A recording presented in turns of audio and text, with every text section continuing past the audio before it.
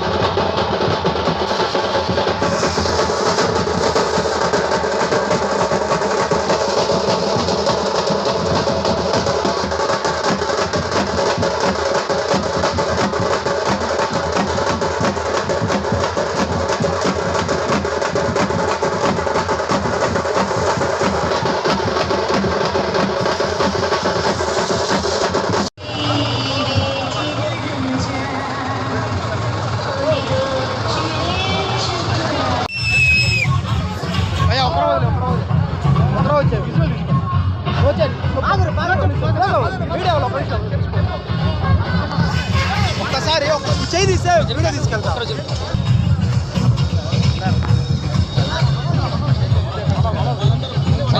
ఇక్కడ నుంచి స్టార్టింగ్ ఉంది.